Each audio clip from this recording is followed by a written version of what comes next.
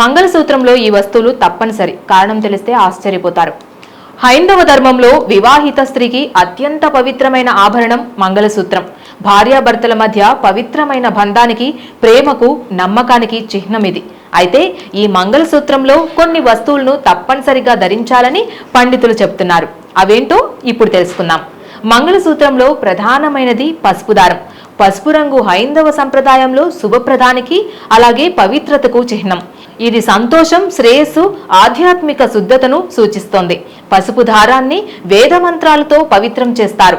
పవిత్రమైన ఈ దారాన్ని భర్త భార్య మెడలో కడతాడు. ఇది వారి జీవిత బంధానికి సంకేతం. మంగళసూత్రంలో బంగారు తాయెత్తు ఓ ప్రత్యేక ఆభరణం. దీనిని సాధారణంగా బంగారంతో తయారు చేస్తారు. ఇది వివాహ బంధం యొక్క శాశ్వత తత్వాన్ని, శ్రేయస్సును సూచిస్తోంది. మంగళసూత్రంలో 2 బంగారు తాయెత్తులను ఉంచడం ఆచారంగా వస్తోంది. ఇది భార్యాభర్తల ఐక్యతను సూచిస్తుంది.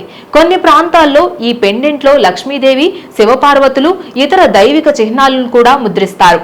మంగళసూత్రంలో నలుపు లేదా పగడం కూడా ధరిస్తారు. ఇవి దుష్టశక్తుల నుంచి రక్షణ కల్పిస్తాయని నమ్ముతారు. ఇవి భర్త దీర్ఘాయుష్ను, దాంపత్య జీవితంలో స్థిరత్వాన్ని సూచిస్తాయి. మంగళసూత్రం కట్టే సమయంలో తప్పకుండా పసుపు కుంకుమను వేస్తారు. ఇలా చేయడం శుభప్రదంగా భావిస్తారు. దాంపత్య జీవితంలో సంతోషం, సమృద్ధిని తెస్తాయని నమ్ముతారు. ఆధునిక కాలంలో మంగళసూత్రం రూపకల్పనలో చాలా మార్పులు వచ్చాయి. కొందరు సంప్రదాయబద్ధమైన మంగళసూత్రాన్ని వినియోగిస్తే, మరికొందరు వజ్రాలు పొదిగిన పెండెంట్లను, ఆధునిక డిజైన్లను ఎంచుకుంటున్నారు.